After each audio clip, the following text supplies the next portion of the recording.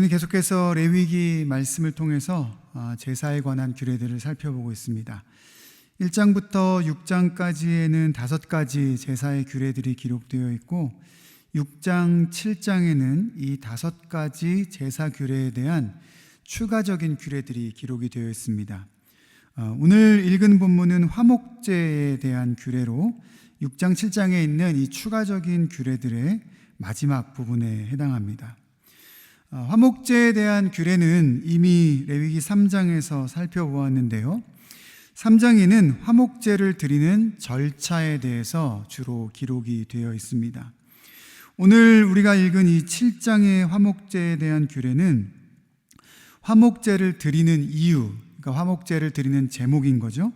그 이유에 대한 기록이 있고 화목제에 드려진 제물, 그 고기를 어떻게 다루느냐에 대한 기록이 있고 또 화목제를 드릴 때 피해야 할 것에 대해서 기록이 되어 있습니다.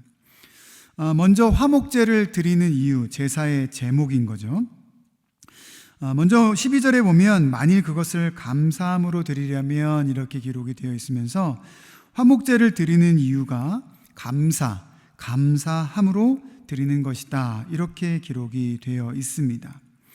우리가 잘 생각해 보면 감사함이야말로 이 구약시대 사람들이 하나님께 제사, 그리고 우리는 곧 예배를 드리는 가장 큰 이유가 아닌가 생각해 보게 됩니다. 우리가 하나님께 예배를 드리는 것은 하나님께 예배를 잘 드려서 하나님께 무언가 더한 것을 받아내기 위해서 예배를 드리는 것이 아닙니다. 오히려 우리는 이미 구원을 받았고 이미 영원한 생명을 얻었기 때문에 하나님 앞에 감사할 수밖에 없고 감사함을 가진 우리는 하나님 앞에 예배할 수밖에 없는 것입니다. 화목제의 그 제목, 그 이유가 감사이듯이 우리가 하나님을 예배하는 것도 바로 감사함 때문에 예배 드리게 되는 것입니다. 오늘 본문에 보면 이 감사함으로 화목 제물을 드릴 때 소제, 그러니까 곧 곡물로 드리는 것과 함께 드릴 수 있도록 합니다. 구약의 여러 율례들을 보면 매일 드리는 제사를 상번제라고도 하는데요. 이 매일 드리는 제사는 동물 제물과 곡식으로 함께 제사를 드리도록 그렇게 하고 있습니다. 번제와 소제를 함께 드리라 하는 것은 매일 드리는 제사의 형태를 따르고 있는 것인데요. 감사함으로 드리는 이 제사도 바로 번제와 소제, 곡물로 함께 드릴 수 있도록 이렇게 하는 것을 보면 어쩌 보면 이 화목제가 매일 드려야 하는 그러한 제사임을 보여주고 있는 것 같습니다.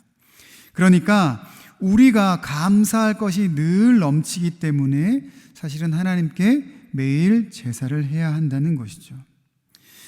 여러분, 우리의 삶에도 감사하지 않을 것이 있습니까? 당연히 우리의 삶은 매일 하나님을 예배할 수밖에 없는 삶인 줄 믿습니다.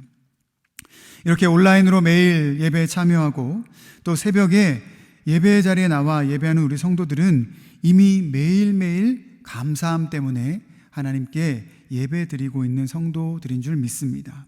이 화목제의 의미를 잘 우리의 삶에 실천해내고 있는 줄 믿습니다. 혹시 우리의 삶에 나는 감사할 거리가 없는데 라고 생각하시는 분들이 있습니까? 그렇다면 우리는 더욱 예배의 자리에 힘을 써야 합니다. 예배의 자리에 나와서 하나님을 만나고 하나님과 교제하다 보면 이 매일매일 예배의 자리에서 우리는 오히려 감사의 제목을 발견하게 될 수 있을 줄 믿습니다. 매일 하나님께 감사하고 그 감사의 이유로 하나님께 매일매일 예배하는 삶을 살아가시는 우리 모든 금광의 성도님들 되시기를 주님의 이름으로 축복합니다. 16절에 보면 이 화목제의 또 다른 이유도 있는데요. 16절에 서원이나 자원하는 것이면 이렇게 기록이 되어 있습니다. 서원한 것이 이루어졌을 때 또 자원, 기대하지 않았는데 하나님이 특별한 은혜를 주셨을 때 기쁜 마음으로 드리는 것을 말하죠. 그때도 화목제물을 드렸다라는 것입니다. 약속한 것을 주시거나 구한 것을 주실 때, 그리고 혹은 그 이상을 넘어 구하지도 않은 것을 주셨을 때 바로 이런 제물을 드렸다라는 것입니다. 여러분, 우리가 하나님께 감사의 제목을 드리는 것과 마찬가지로 하나님은 우리가 구하는 것, 그리고 우리가 약속한 것을, 하나님이 약속한 것을 우리에게 주시는 분일 뿐만 아니라 우리가 구하지 않은 것도 차고 넘치게 채워주시는 분이심을 믿습니다. 그렇다면 우리는 늘 감사할 것밖에 없는 것이죠. 매일매일 감사로 하나님 앞에 예배할 수 있는 우리 모든 금광의 성도님들 되시기를 원합니다. 오늘 본문에는 이 화목제에 드려진 고기를 다루는 방법에 대한 기록도 있습니다. 15절 이하에 보면 화목제물의 고기는 먹으라라는 규례가 있는데요. 먹으라라고 할 때 이 먹는 날짜를 제한합니다.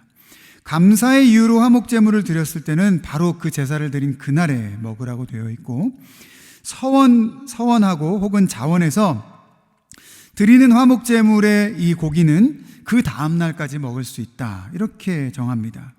그리고 3일 이후로부터는 이것은 먹지 않고 태워버려야 한다라고 합니다. 왜 이렇게 이틀 혹은 하루의 기간 동안 제물로 드린 고기를 먹으라 하셨을까? 이후에 나오는 레위기 17장에 보면 이스라엘 사람이나 거류민이나 핏째 먹지 말라라는 이 규정에 보면 제물을 나누어 먹는 그런 관습이 있었던 것 같아 보입니다. 그러니까 제물을 드리고 나서는 그 제물에서 나온 고기는 나누어 먹으라는 거예요. 가족뿐만 아니라 이웃들과 함께 나누라는 의미죠. 여러분, 화목제는 소나 양, 염소로 제사를 드렸습니다. 그 한 마리를 어떻게 혼자 다 먹을 수 있겠습니까? 반드시 제물로 드리고 나서는 사람들과 나누라는 의미가 사실 이 고기를 먹으라, 그리고 날짜에 제한을 둔 것에 의미가 있는 것입니다. 화목제라는 것은 그야말로 하나님과 우리의 관계를 위한 제사입니다. 하나님과 우리가 누리는 그 관계를 혼자 누리지 말라는 의미가 담겨져 있습니다.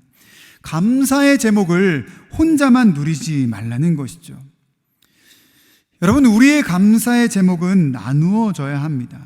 물론 내가 감사할 거리가 생긴 것 자체를 사람들과 나눌 수도 있지만, 다른 사람들도 내가 누린 감사의 제목들을 나눌 수 있도록 하나님을 경험할 수 있게 해 주어야 합니다. 다른 사람들이 하나님과의 교제에 동참하고 하나님이 주시는 은혜에 감사를 다른 사람들도 누릴 수 있도록 그렇게 감사에 동참할 수 있게 만들어 주어야 한다는 거예요. 화목제물의 고기를 나누어 먹으라는 이 규례 안에 감사를 나누고 다른 사람들에게도 감사의 제목들이 생겨나고 나눠줄 수 있도록 그렇게 하라라는 이 뜻이 그 의미에 담겨져 있는 것 같습니다.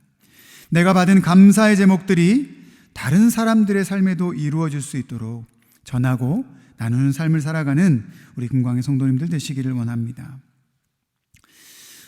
끝에 보면 29절 이하에 보면 고기를 먹지 말아야 하는 상황에 대한 기록도 있습니다. 만약 이 고기가 부정한 물건에 접촉되었다면 먹지 말아야 하고, 부정한 사람도 이 고기를 먹어서는 안 된다라는 기록이 있습니다. 이 부정함이 무엇인가 라는 이 율례는 내용이 많기 때문에 우리가 다 살펴볼 수는 없지만, 단순하게 생각해 보면 우리가 하나님 앞에 감사하고 예배하고 감사를 전하는 과정에 앞서서 우리는 하나님 앞에 정결해야 한다라는 생각을 해볼 수 있습니다. 화목제가 하나님과의 관계를 위한 제물을 드리는 제사라 그랬습니다. 하나님과의 우리의 관계에서 가장 중요한 것이 무엇이라는 것입니까? 바로 거룩과 정결이라는 것이죠. 우리가 정결하지 않으면 아무리 우리 입술로 하나님 앞에 감사해도 그것은 진정한 감사가 아니요, 우리가 정결하고 거룩하지 않으면 우리 삶에 어쩌면 감사할 제목들도 생겨나지 않게 될 것입니다.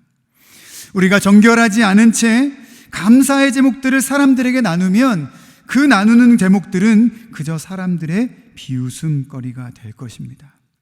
하나님 앞에 예배하는 일이나 감사의 제목을 전하는 일이나 그 모든 것에 앞서서 우리는 하나님 앞에서 거룩과 정결하기를 힘써야 하는 것입니다.